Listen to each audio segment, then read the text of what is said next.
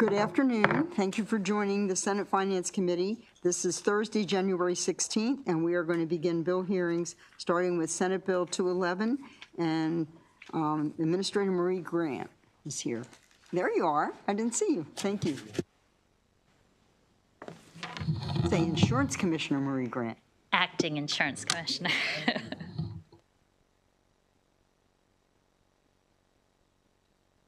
Committee members, Marie Grant on behalf of the Maryland Insurance Administration, here asking for favorable with amendments report on our departmental Senate Bill 211, which is a conformity with federal law provision. I'm going to talk a little bit about the circumstances that led to the introduction of this bill and why we're asking for favorable with amendments in a little bit of time to potentially work on some changes with the Health Education and Advocacy Unit of the Office of the Attorney General. So Senate Bill 211, as introduced, it conforms sections of Maryland's insurance article on hospital indemnity insurance and other limited types of insurance, which are narrow and very specific, and as such are exempt from all our rules around major medical coverage if they meet certain requirements. There was a federal rule that passed in the spring, and that's why we sought this bill originally. However, in December, there was some litigation in Texas that vacated this rule, returning federal law to an original rule, and that may, and we're working with the Office of the Attorney General to make sure that our law, given the vacation of this rule, is the most consumer-friendly possible. So we're respectfully asking you all for a little bit more time to work on those issues with that office. So thank you. Be happy to answer any questions. Thank you, Acting Insurance Commissioner. So you just want us to hold it, not vote it until we hear back from you? Yeah. Do I have any questions at all for the Acting Insurance Commissioner? No. Thank you very much. Sorry you had to wait. Oh, no problem. Thank you so much. I'm sure you enjoyed that discussion. Yeah. Thank you, Madam Chair. Next, we have Senate Bill 115. It's a departmental bill. The Office of the Chief Medical Examiner, Stephanie Dean and Dr. Kalyanna Rama.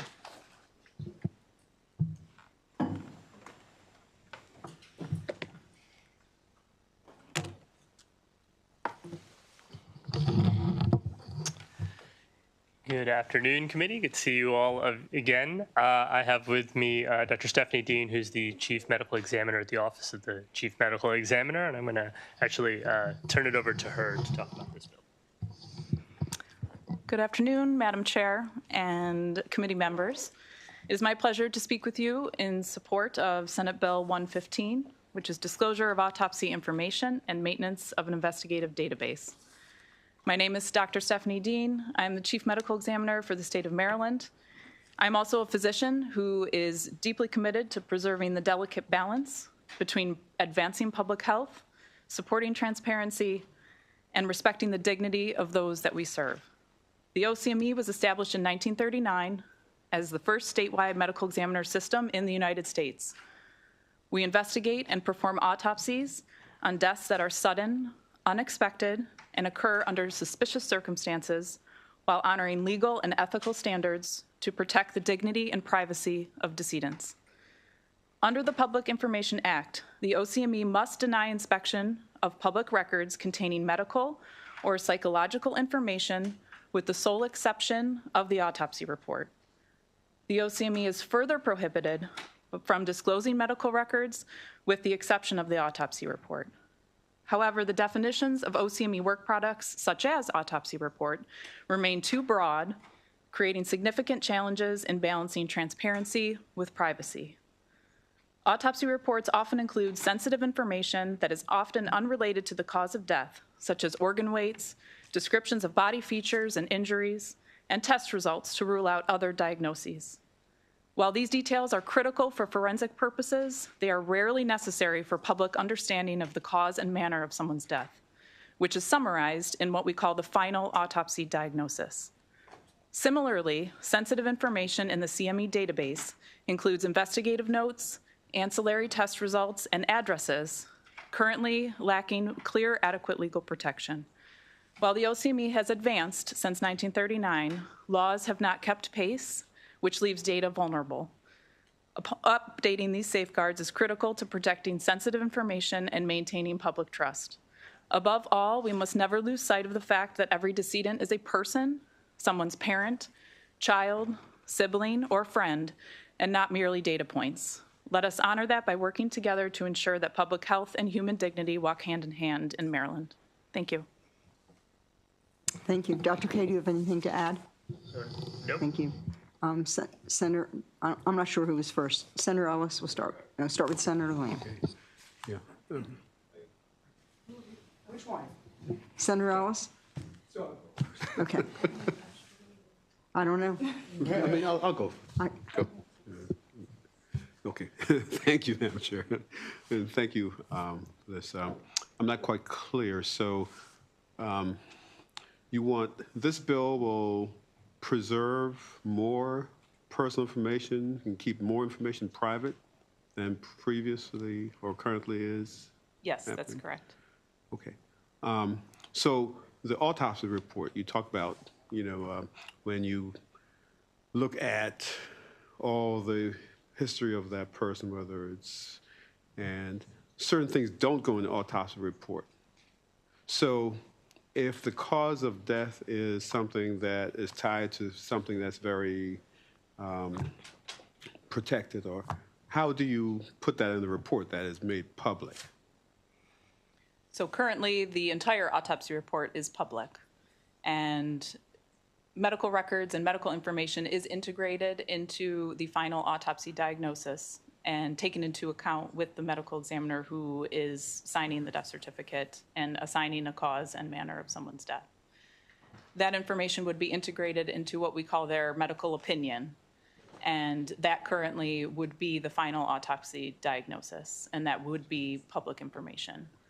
The remainder of the autopsy report, which is the objective findings of their examination, would be kept private.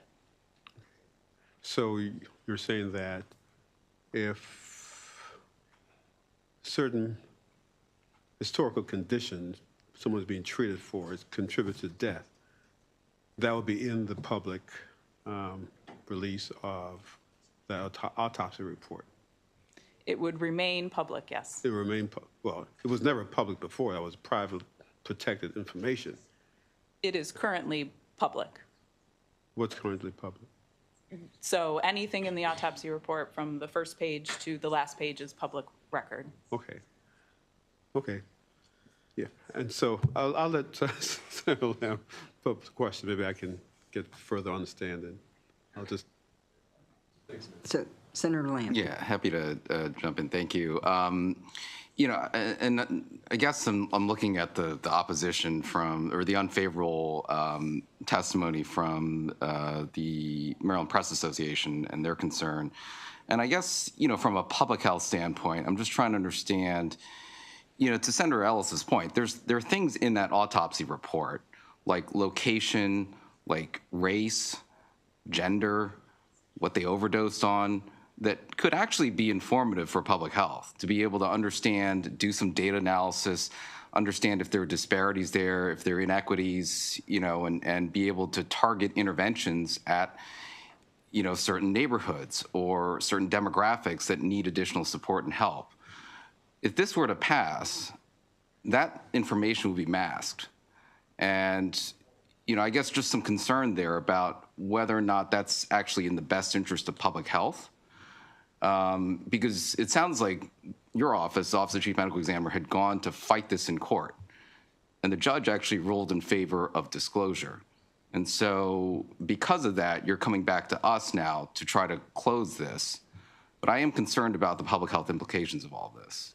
What's your response to this opposition here? Yeah, if I may. You're correct. So there was a court case with the banner, and the issue that we're trying to address is that there's a lot of information that is collected, right?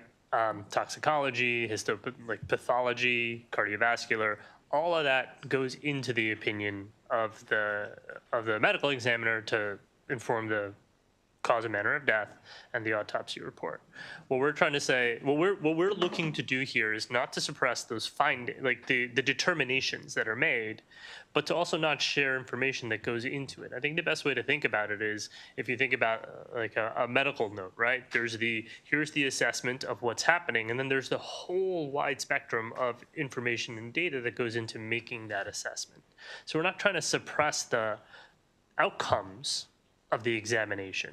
What we're trying to do is safeguard and protect the information that goes into that the relevance is being determined by the medical examiner. So These they're saying these aren't even outcomes. Some of this is just basic stuff, like where the body was found, their race, gender, right? So, I mean, these are not outcomes. It would be helpful to have that information from a, not only from a public health standpoint, but from a disclosure standpoint. If there are nonprofits that want to help address opioid, overdoses and deaths that are occurring, having that information public allows them to see, oh, we're having more deaths occur in these communities, in these neighborhoods, that they could target additional funding, support, grants, resources, counselors, therapists to that area. If you mask all of this, the data is hidden within OCME, but it's not available to the public and to anyone that might want to use it for public health purposes.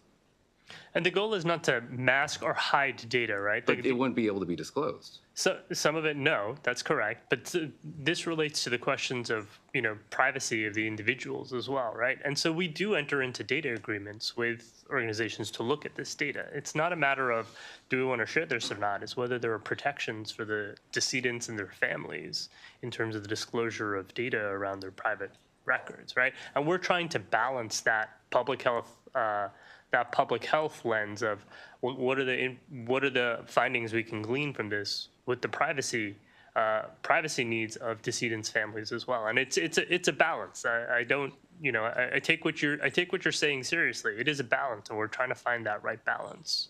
Yeah, I get that it's balanced. Totally understand that. I'm just not sure that this solution strikes that right balance. I think it may be a little bit too heavy-handed. It gives the entire decision deferred to OCME to decide. Well, actually, it would basically close it down and cut it out of the Public Information Act from being able to be disclosed.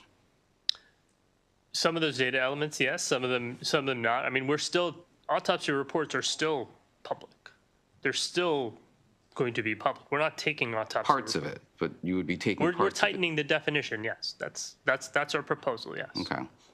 I have some concerns from a public health standpoint. I would be happy to talk through some of those and see what your thoughts are on that. Sure. Dr. K, would there be a way to record the public health information without identifying a name?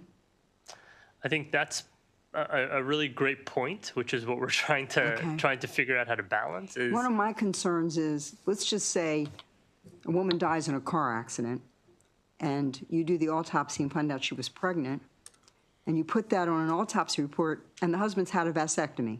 So we have a problem with a privacy issue. But if it's public health you're concerned about, that wouldn't be a public health issue. So I think maybe we need to find a way to be concerned about the public health issues and not personal issues. So let's work on it. Okay. Thank you. Happy to.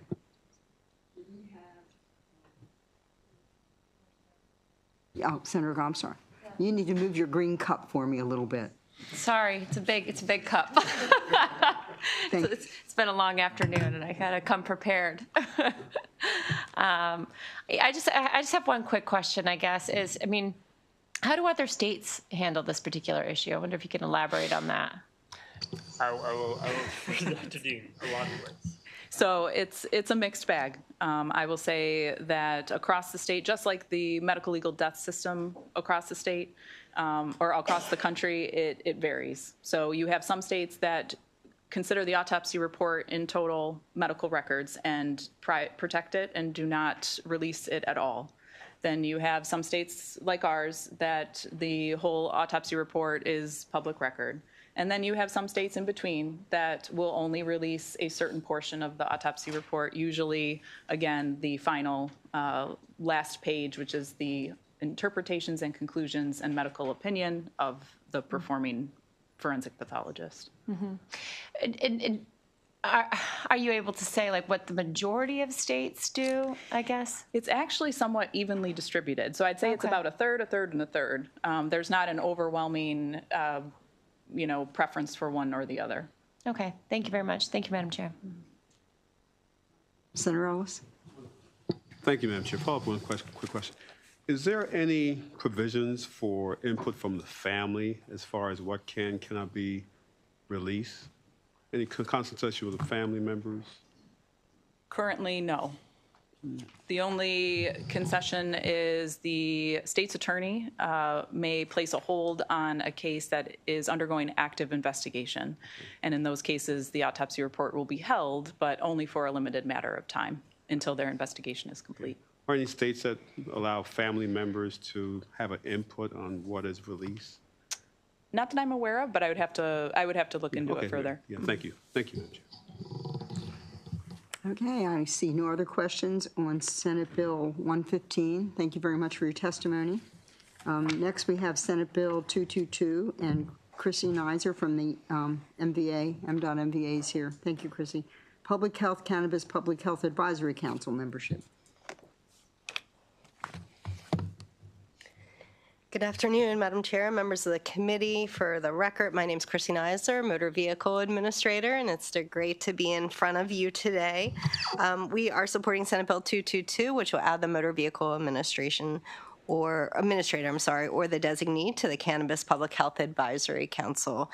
As you know, since 2023, the Council's focus has been on promoting public health discussions on the mitigation of youth consumption, along with data collection and reporting on recreational use of cannabis once it was legalized. This bill is about creating a more inclusive and diverse council that will help strengthen the core mission to address the many public health issues and complex challenges of recreational cannabis use, including impaired driving.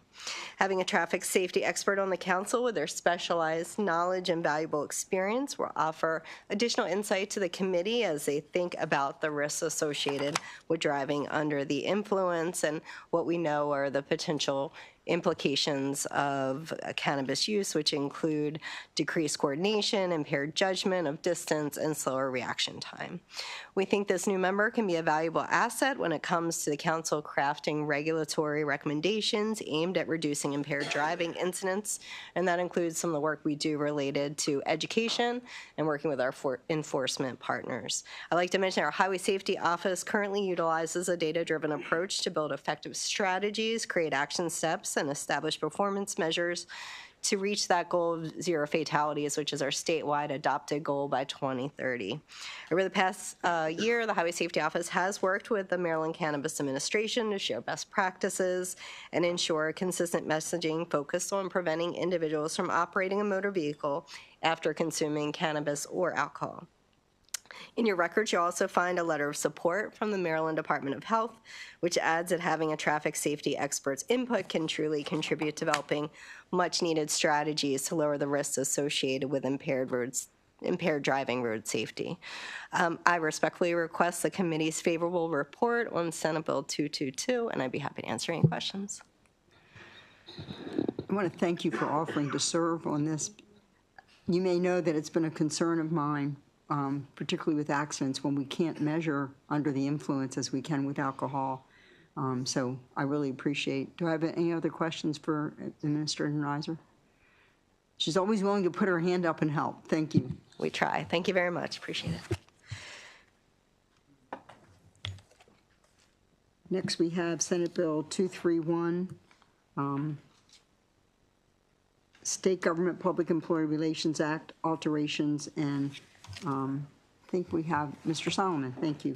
Thank you, Madam Chair and members of the committee. I'm Leif Solomon, Acting Chair of the PERB, and I have been in office for 1 week, so I hope you will keep that in consideration. So the PERB, as you know, has been in existence for a year, and there are certain amendments that we think make sense for the efficient administration going forward. And first, we would the first amendment would be to permit unions to meet with newly hired employees by video or other similar means for whatever reason they choose. It just expands the definition of or the means by which they can communicate with new employees. The second amendment was about dues deductions expiring when a union was decertified. We've been in consultation. There's going to be an amendment offered, and we might defer discussion until the amendment is offered.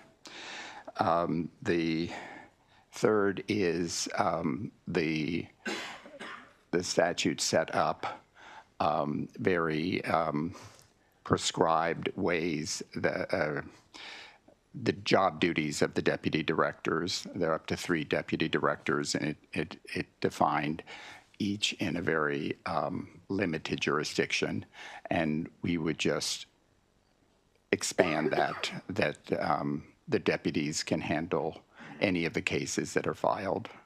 Any of the deputies can handle any of the cases that are filed at the PERB.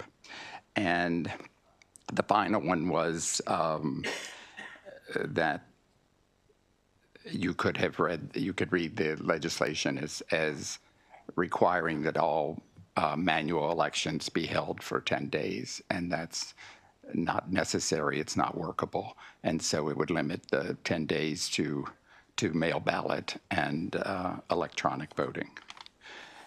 And I'm certainly willing to answer any questions to the extent of my ability.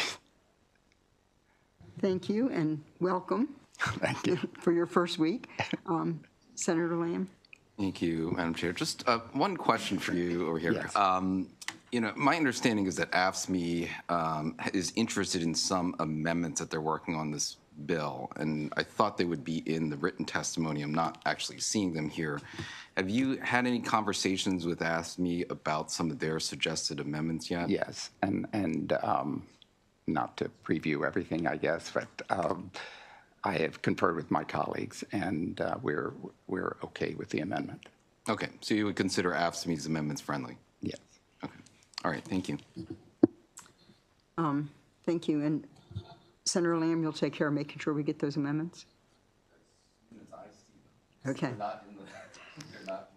I just want to make an announcement, and I'll repeat this a number of times, but when we have people come to the table, not you, Mr. Russo, but people come to the table and they say, we want an amendment that does such and such, I expect to see that in writing, a request for an amendment or amendment, because I just don't think we should be responsible for taking oral testimony and turning it into an amendment. So I'll repeat that a few times.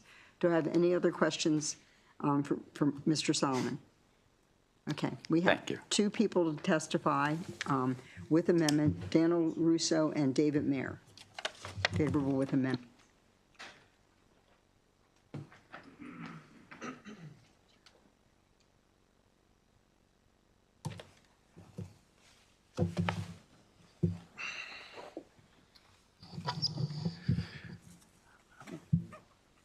Good afternoon, Madam Chair and members of the Finance Committee. As has already been discussed, I should introduce myself. My name is David Marr. I represent AFT Maryland.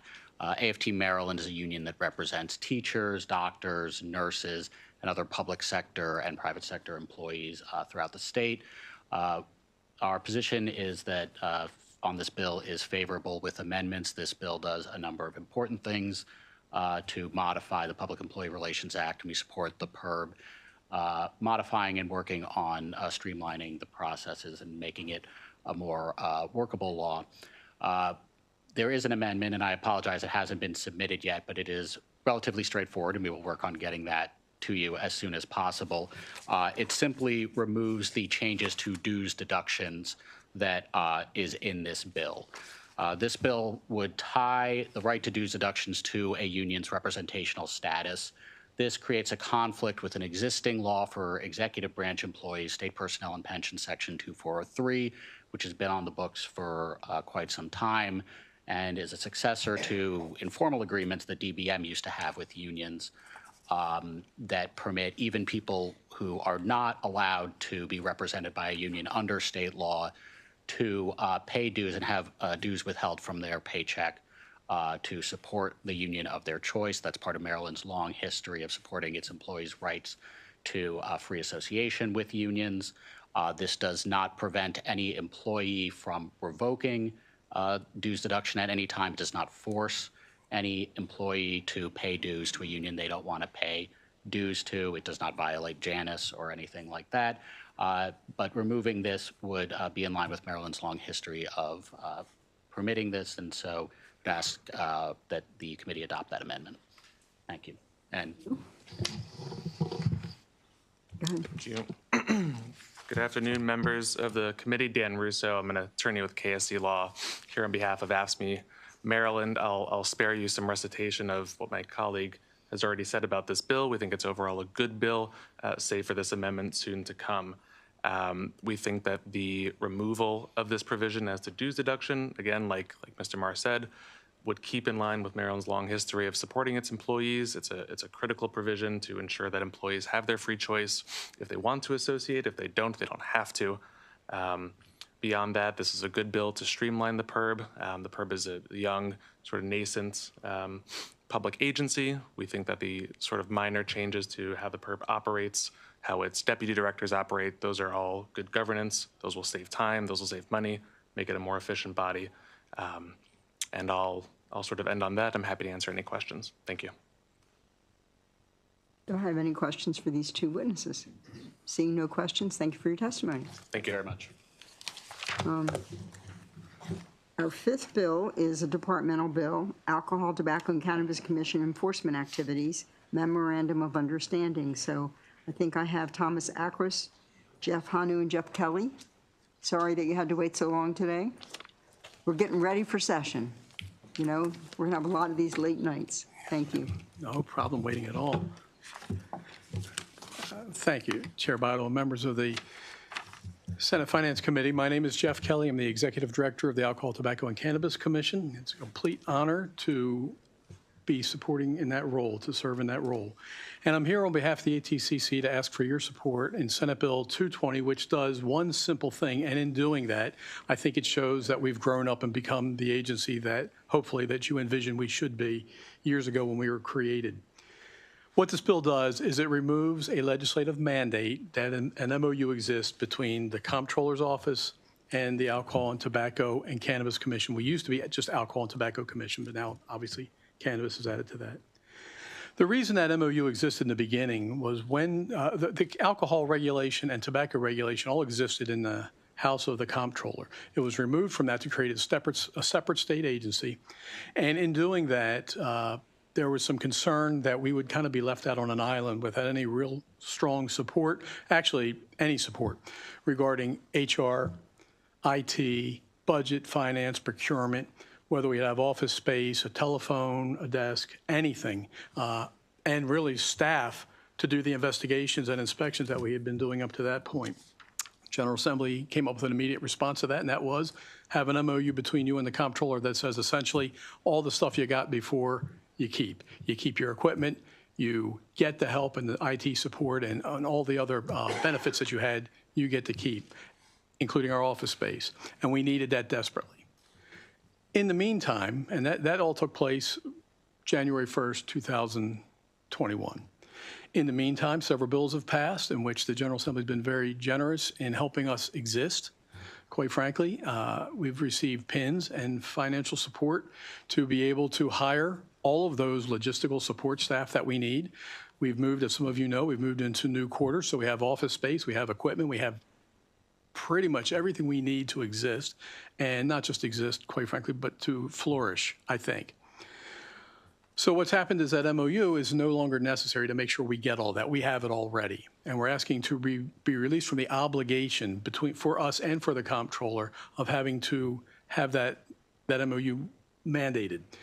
It creates an obligation that might be difficult to live up to sometimes. We recently went through an OLA audit where there were some questions about this because it was a mandate about the MOU and what services we were getting, although we weren't getting them any longer.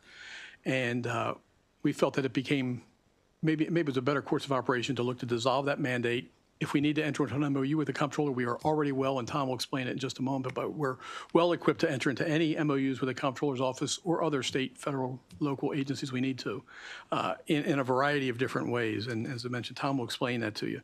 The comptroller's help was invaluable for all these years, and we are grateful for that. And our continued partnership and relationship with them is terrific. And we just met with them recently to go over issues, as recent as yesterday, to go over issues of common interest or to better serve entities. So we're just in a far better position, and we would ask to be relieved from the obligation, really, of having to have these mandates. So I'd ask for your support for Senate Bill 220, and obviously we'll take care of any questions if you have them. I'm happy to answer them. Thank you. Good afternoon, Madam Chair, members of the Finance Committee. My name is Thomas Akris. I am the Director of the Legal and Legislative Division of the ATCC. And like Executive Director Jeff Kelly, I'm here before you asking for a favorable report on Senate Bill 220. I concur with all of Director Kelly's statements. A couple of points that I would like to add. First, I believe this body had the foresight to envision that the ATCC and the comptroller would continue to work hand in hand in terms of addressing and enforcing the alcoholic beverage and tobacco laws. That's why there are 3 provisions within the Alcohol, Tobacco, Cannabis Commission, within the alcoholic beverages and cannabis article, it was a mouthful, the alcoholic beverages and cannabis article, which require the ATCC and comptroller to work together. Section 1-313, which created the Field Enforcement Division, allows for the Field Enforcement Division to enter into a cooperative agreement with specifically the comptroller's office, the state's attorney's office, sheriffs, and local police to enforce the alcoholic beverage and tobacco laws.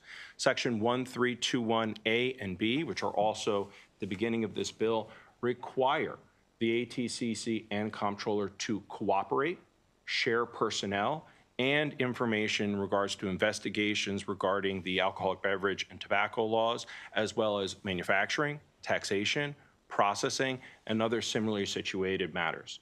So because the requirement and obligation of an MOU isn't there, doesn't mean we are not authorized to enter into an MOU. In fact, we've recently entered into an MOU with a local sheriff's office to conduct underage enforcement for purchases of illicit cannabis products. So whenever we need an MOU to ensure that we have a pathway for partnership with whatever organization, we will enter one in a timely fashion. So I close by asking for a favorable report on Senate Bill 220, and I'm available for any questions that you have. Senator Lamb. Thank you. So this data actually resides in the comptroller's office currently, right? Is that the information that you have for data sharing here? I'm sorry, I don't understand the question. When you say data sharing, do you mean our license and permit information? Yes. Is that in the comptroller's office now, or where does that? No, so the data that we collect, so when we separated agencies, the ATCC now licenses and permits certain alcoholic beverage licensees, certain tobacco licensees. And that is an internal system that we keep. The comptroller's office, really their system is dedicated towards tax information. What is the MOU that currently exists for sharing of information? It's not so much, it is sharing information. First of all, legislation already requires that we do that. And at the time, the real issue was we didn't have enough agents to go out and do inspections. And we wouldn't be able to continue to do tobacco and alcohol inspections. As an example, a gas station would require a motor fuel inspection. When we were all one unit, require motor fuel inspection and then a tobacco inspection. And believe it or not, some of them would also require an alcohol inspection. So we could do all of these in one location. When we separated, neither of us, neither the comptroller's remaining force nor our new force had enough agents to do all of that. So part of the MOU was we agree that we'll help you guys with your motor fuel work. You help us with the alcohol and tobacco work until such time that we're sufficiently staffed, which we are today. The data sharing was, to the extent that's possible, tax information largely, when there were tax concerns about inspections we might do or businesses that we regulate that may have or allegedly would have tax issues. And I have to say the sharing of that data is very limited because we are not part of the comptroller's office. They're banned from sharing a lot of information from us. So the way we have access to that is through our partnership with their enforcement team. And when we work together as we do, when an issue, the enforcement team accesses tax information as they need it for their part of the investigation.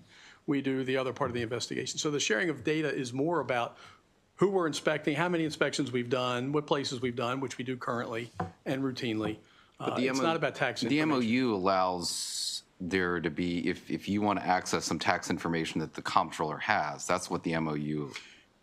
We simply are not allowed to access that tax information except through, their staff has to do it. And if I may add, the MOU does not allow us to have access to tax information because there has to be a separate data use agreement. There's a bill, I believe, passed last year by this body regarding data use agreements for the comptroller if you're going to have access to that tax information. We never get access to really tax information. So that's not data that we would share. We would share inspection data, and we would do that anyway. In fact, the law requires us to cooperate and share that information already in section 1321A and B.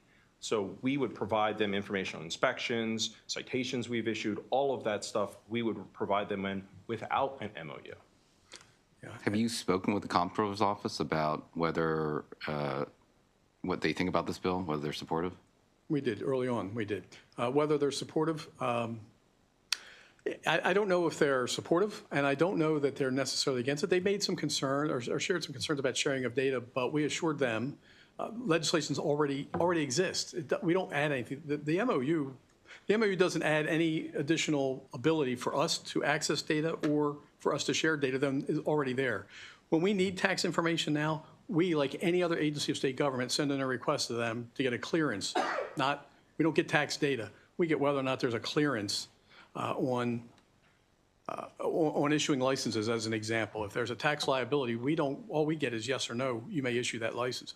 We don't get any information about any tax liability, what the amount might be, or what the issues are. Okay, so you're just not sure if the comptroller's office is supporting this bill in current iteration? I don't know that they're supporting it. I don't know to what extent they would be opposed to it. I don't know that they would say, the comptroller early on said, we think we need this to continue sharing data. We say that language already. That's what they said early on? Yeah, and that language already exists. We showed them that language already exists in the law. It says that very plainly. But they initially expressed an interest in keeping an MOU in place. They did. They did. I see. And we're not, let me just say also, we're not against an MOU with them. It's the obligation of having the MOU that causes us some difficulties. Okay. If I can ask a question.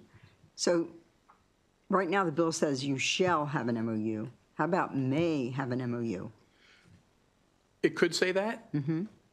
And we already can, but there's already 3 areas in law that say we can do that. I mean, it would be redundant. Okay. I guess what I'm saying is I don't know what that solves because there are expressly, the law says that the ATCC commissioners, the body of 5 appointees by the governor, may enter into an MOU.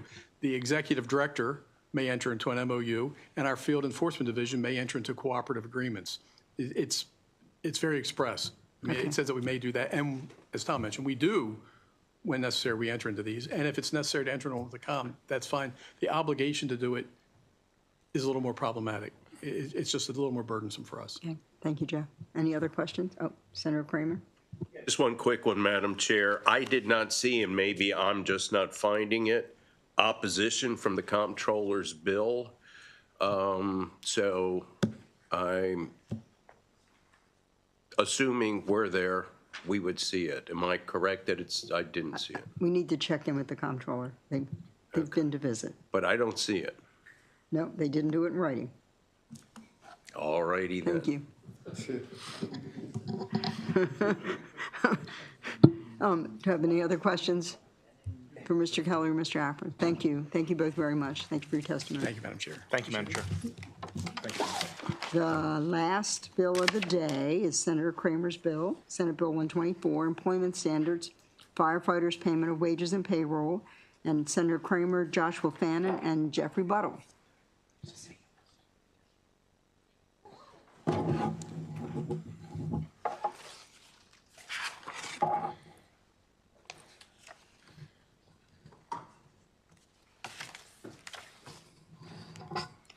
Good afternoon, Madam Chair, members of the committee. Ben Kramer to introduce Senate Bill 124. Madam Chair, I won't take a whole lot of time on this. The committee heard this legislation last year. I am hoping we create parity and equity with regard to overtime wages. Colleagues, the Maryland wage hour laws provide a uniform standard across the state of Maryland that employers pay overtime when an employee works over 40 hours in the state. It's a uniform standard. However, firefighters are not currently included in those protections of overtime. And in fact, the only governance with regard to overtime for our dedicated, hardworking women and men in the firefighting profession is a federal law that provides overtime is not available until 56 hours of work. This makes no sense whatsoever. Currently, 20 of the 24 jurisdictions in the state provide that their firefighters receive overtime if their work exceeds 42 hours. 42 hours. That's 20 of the jurisdictions in the state. However, 4 of the jurisdictions don't provide that. And what this bill provides is simply that the remaining 4 jurisdictions, so that we have a uniform process throughout the state, just like we do currently for everyone else, would be at 42 hours, overtime is applied. And so the notion that we do not have this uniform standard is one that I think with passage of the law creates a balance and a statewide standard for all of our firefighters. And with all due respect, I've got to say, these are people who risk their lives for the rest of us, and they do not get that great a wage for their dedication and their professionalism and the risks that they take every day. And I think the very least we can do is afford them the opportunity to have 42 hours over that overtime wages. So that's the gist of the bill. Additionally, the bill simply provides that jurisdictions will give their firefighters payroll information when they receive their pay. It simply says that, hey, let them know the hours they've worked, their gross earnings, and any deductions from those hours. Pretty much what we require every other employer in the state of Maryland. Colleagues, the bill is prospective, and therefore it does not, emphasis on not, does not affect any current contracts with jurisdictions and their firefighters. Madam Chair, I'd like to quickly take up the couple of opposition letters that we received to the bill, although what was received is overwhelmingly supportive. But please, let's take a quick look at the Maryland Association of Counties, which, by the way, once again, considering 20 of the jurisdictions do this already, I'm not sure who MACO's representing in their opposition. But let's take a look and separate fact from fiction. In their letter of opposition, MACO states, by mandating uniform policies across the state, Senate Bill 124 would negate existing collective bargaining agreements to the detriment of firefighters, county governments, and Maryland residents. Colleagues, there is not one word in this bill that would have any impact at all on existing collective bargaining agreements. Not one word, and I will challenge our friends from MACO to come up here and quote from the legislation as to how it is going to negate existing collective bargaining agreements. And once again, I will call out, the bill is prospective. It will not have any effect on existing collective bargaining agreements. And by the way, I think it's pretty bold of MACO to state that it would work to the detriment of our firefighters. Well, I'm not aware of any firefighters who are showing up to oppose this bill because passage would work to their detriment, colleagues. The letter then continues. Additionally, and concerningly, Senate Bill 124 would count any expended paid leave toward the mandated work week standard. Colleagues, that is what exists right now. So in the bill, with the passage, we would be doing nothing but maintaining the status quo. This bill does not change that at all. Finally, we have this alarmist statement from our friends that doing so would result in less coverage at any given time to respond to emergencies and/or the need to hire a significant number of firefighters to fill labor shortages resulting from restricting the work week to 42 hours. There is nothing in this bill that restricts any work week. And in fact, hours are not part of this bill whatsoever. And there will be no lack of coverage at any given time simply based on the fact that these hard-working people will actually be paid overtime over 42 hours, which, colleagues, they work hard to earn. Finally, I'll read this last statement from MACO that says, furthermore, similar overtime policies in public safety have not proven prudent or fiscally sound. Once again, colleagues, 20 jurisdictions are doing this right now. So evidently it has proven to be fiscally sound and prudent. And when they state this broad brush of public safety, I can't speak for every police department in the state, but in Montgomery County, if it's over 40 hours, they're paid overtime. So evidently, it's a misrepresentation to state that this would be proven as not prudent or financially sound. With that, Madam Chair and colleagues, I will turn it over to my esteemed panel. Senator Kramer, I have a question. Yes, ma'am. I see opposition from Montgomery County. Didn't you just tell me Montgomery County already does this? No, ma'am.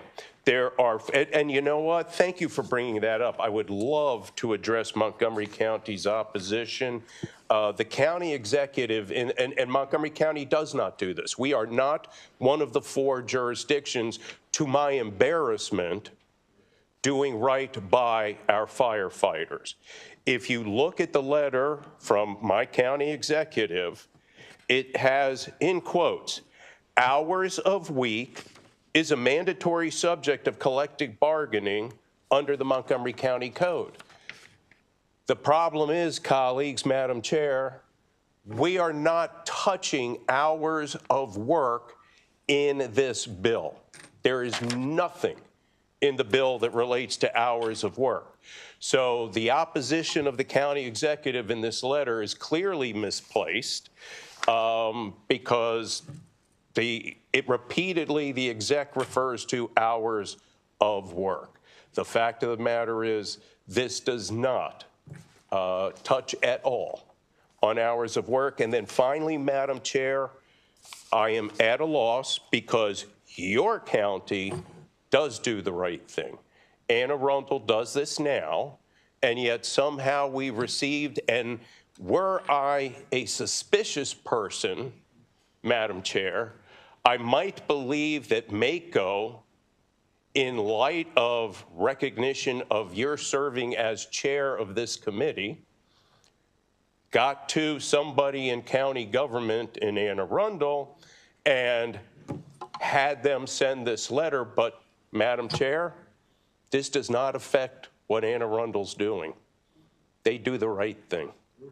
Thank you. I checked on that last year, Senator Kramer. You did. It came up last year, Madam Chair. Before we start testimony of our proponents, I want to give you my sympathy on the loss of your firefighter, Chris Higgins. I know that was very recent, and he was a Pasadena resident but working in Montgomery County. So please accept my deepest sympathy for that. Thank you. Now I'm going to tell you each have 2 minutes. Okay. So do you want to start, Jeff? Sure. Good evening, Madam Chair. For the record, Jeff Buttle, President of the Professional Firefighters of Maryland.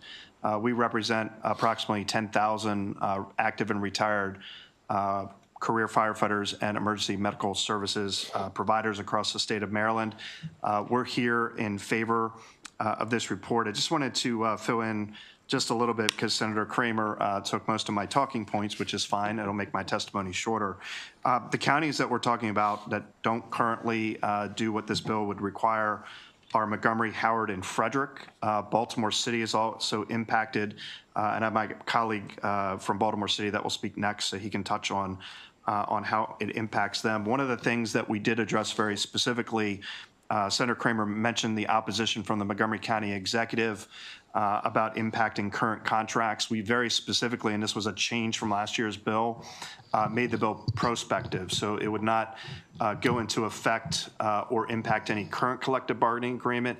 It would only affect future collective bargaining agreements, which would give the county governments the ability to, in negotiations, to negotiate the impact of any the impact of this legislation. If they have any, they'd be able to address that in collective bargaining for any new contract moving forward before this state law would be effective. I know that in the Anne Arundel County opposition, they mentioned the Maryland wage and hour law. Unfortunately, the state and federal courts are split on whether this applies to local government employees. It's a real gray, murky area, so we don't necessarily feel as though we have those protections. And really what the central question here for the committee is whether all firefighters should be treated equally by establishing a single statewide standard for overtime pay. So with that, I encourage a favorable report, and thank you, Madam Chair. Thank you, Jeff. And Joshua?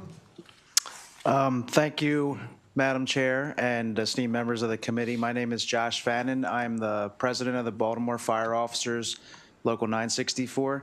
I'm here to speak favorably on this bill, which is the second year, and I have to follow Senator Kramer, who definitely covered almost every aspect of it, which is fantastic.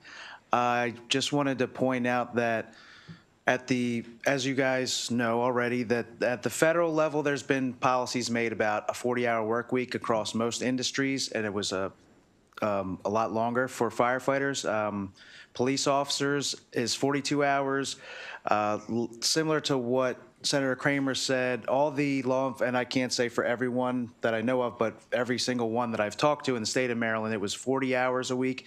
Paradoxically, most fire departments employ paramedics and EMTs. Paramedics and EMTs receive overtime over 40 hours a week.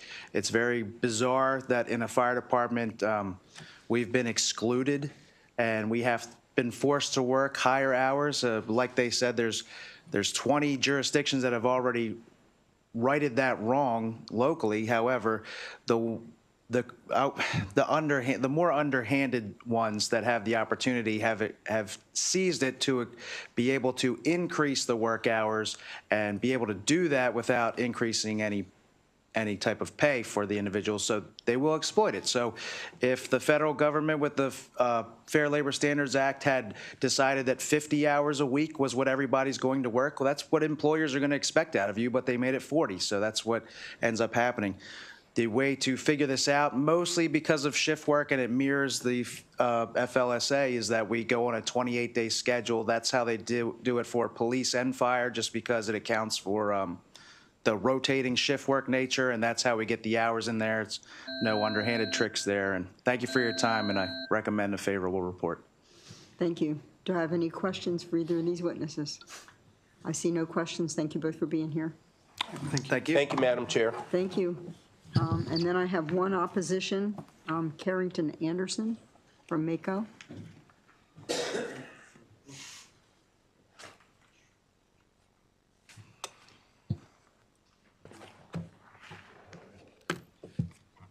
Thank you, Madam Chair and members of the committee. My name is Carrington Anderson with Maryland Association of Counties. I am here in opposition to Senate Bill 124. First, I would just like to address one thing the panel and Senator Kramer mentioned about 20 counties already doing this. It's not exactly accurate because most, or at least 10 counties have volunteer firefighters, so this bill doesn't even apply to them. So counties that have paid firefighters, career firefighters, that's maybe 8. And so then we're looking at, say, if Senator Kramer saying 4 of those do not, that's about 50-50 of what counties are and are not. Senate Bill 124 is a rigid one-size-fits-all approach. It is costly. There are counties that are going to have to pay millions of dollars, whether that is hiring additional staff or if that is paying paying wage time. This removes counties' authority to negotiate both overtime policies and scheduling. Collective bargaining currently allows counties the flexibility to find balanced solution to align with local needs and resources. This bill would give, again, untenable financial situations for counties by mandating the 42 hours.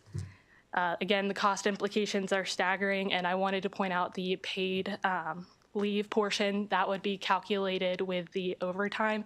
So say if a firefighter is working a 24-hour shift and then he's using PTO for 2 other days, and that was over 42 hours, that county would then have to pay overtime on that. So it's for these reasons that I would respectfully urge the committee to issue an unfavorable report. Thank you. Do I have any questions? Oh, I do. Senator Kramer. Madam Chair, just very quickly, and thank you for being here.